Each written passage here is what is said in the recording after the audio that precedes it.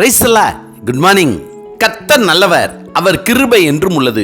ஆதியாகமம் 3:6 ஸ்திரியானவள் அந்த விருட்சம் புசிப்புக்கு நல்லதும் பார்வைக்கு இன்பமும் புத்தியை தெளிவிக்கிறதற்கு இச்சிக்கப்படத்தக்க விருட்சமாய் இருக்கிறது என்று கண்டு அதன் கனியை பறித்து புசித்து தன் புருஷனுக்கும் கொடுத்தாள். அவனும் புசித்தான். அப்பொழுது அவர்கள் இருவருடைய கண்களும் திறக்கப்பட்டது.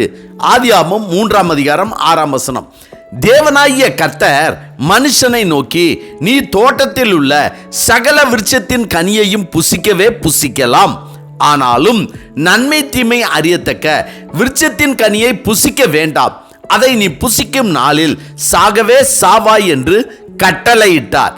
தேவனுடைய கட்டளையை ஆதாம் தன் மனைவியாகிய ஏவாளிடம் சொல்லிவிட்டார். ஆனால் ஏவாளோ தான் தனியாக இருந்தபோது தன்னிடம் வந்து சர்ப்பம் பேசியதை ஆதாமிடம் சொல்லவில்லை. மாறாக சர்ப்பத்திடம் தோட்டத்தின் நடுவில் இருக்கிற விருட்சத்தின் கனியை குறித்து தேவன், நீங்கள் சாகாதபடிக்கு அதை புசிக்கவும் அதை தொடவும் வேண்டாம் என்று சொன்னார் என்று சர்ப்பத்தோடு உரையாடுகிறாள்.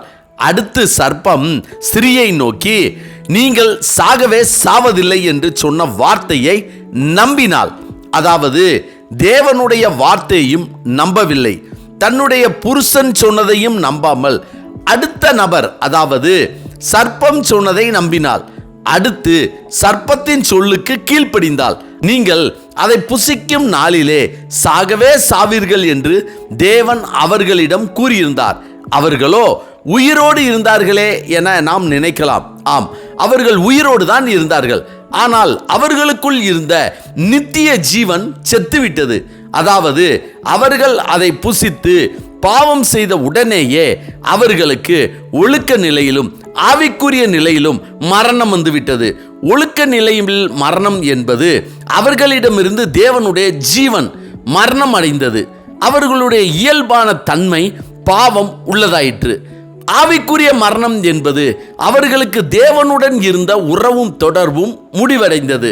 எனவேதான் தேவனாகிய கர்த்தர் ஆதாமை கூப்பிட்டு, நீ எங்கே இருக்கிறாய் என்று கேட்டபோது அவன் தேவனுடைய சத்தத்தை கேட்டு பயந்து ஒளிந்து கொண்டான். குறிப்பாக சொல்ல வேண்டும் என்றால், தேவனுடைய கட்டளையை மீறியவுடன் அவனுடைய நித்திய ஜீவன் செத்துவிட்டது.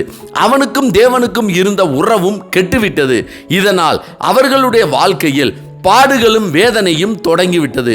ஒருவருக்கு தெரியாமல் ஒருவர் பேசியது, மற்றவர்களுடைய சொற்களை கேட்டது, அவர்கள் சொற்களுக்கு கீழ்ப்படிந்தது.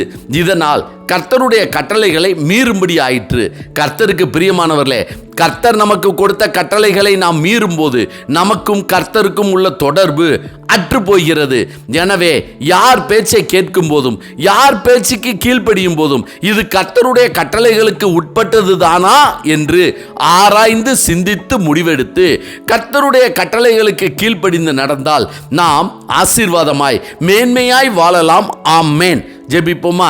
சர்வ வல்லமை உள்ள சேனைகளின் தேவனாகிய கர்த்தாவே, நல்லதும் இன்பமாய் இருக்கிறது என்று நாங்கள் சிலவற்றை எண்ணி உம்முடைய கட்டளைகளுக்கு மீறி நடப்பதை விட உம்முடைய நித்திய ஜீவனையும் உம்முடைய தொடர்பையும் நாங்கள் காத்துக்கொள்ளும்படியாக உம்முடைய கட்டளைகளுக்கு கீழ்ப்படிந்து நடக்கக்கூடிய கிருபையின் வரங்களை கர்த்தர் எங்களுக்கு தரும்படியாய் நாங்கள் ஜெபிக்கிறோம். கர்த்தாவே, இந்த நாளை நீர் எங்களுக்கு கொடுத்ததற்காய் நன்றி.